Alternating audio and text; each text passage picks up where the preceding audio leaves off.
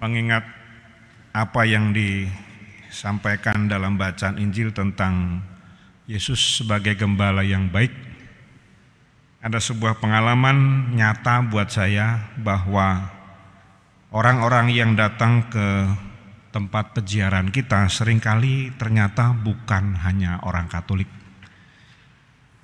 Dan sekali waktu ketika saya sempat berbicara dengan mereka di salah satu tempat itu, mereka mengatakan, saya berkali-kali, dan ini bukan orang Katolik, berkali-kali menemukan atau mendapatkan dalam mimpi setengah sadar, itu adalah gambaran Yesus yang membawa domba di pundaknya ini.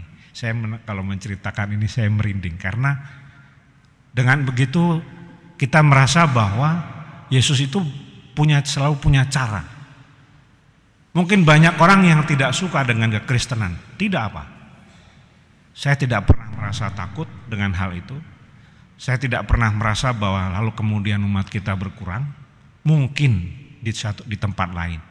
Tetapi bahwa situasi-situasi semacam ini, hal-hal yang tidak pernah kita bayangkan itu terjadi.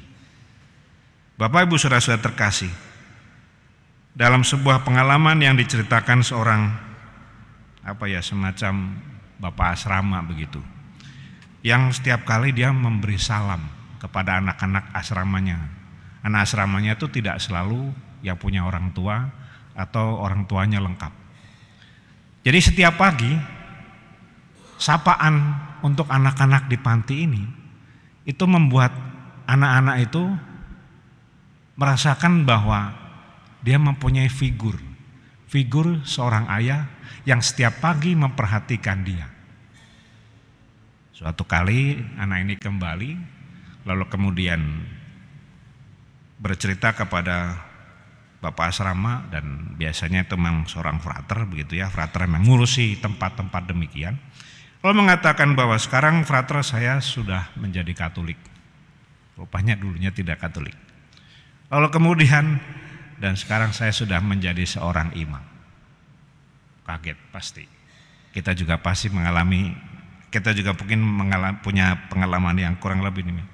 Dan itu hanya karena sapaan. Kalau kita keluar lalu menyapa orang, mungkin kita dianggap gila.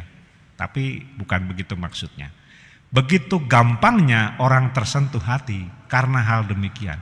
Kalau Tuhan punya cara, memang selalu punya sesuatu yang hebat. Dan dari situlah saya menarik kesimpulan bahwa betapa berharga manusia, dan itu tidak hanya kita yang terus-menerus berkumpul, tetapi juga mau mengamalkan itu semua dalam kehidupan kita sehari-hari. Tidak harus juga dengan setiap kali menyapa orang, tapi sekurang-kurangnya kebaikan kita mulai dari rumah bersama keluarga, itu sudah mencerminkan bagaimana kita mewartakan Allah dengan kehidupan kita.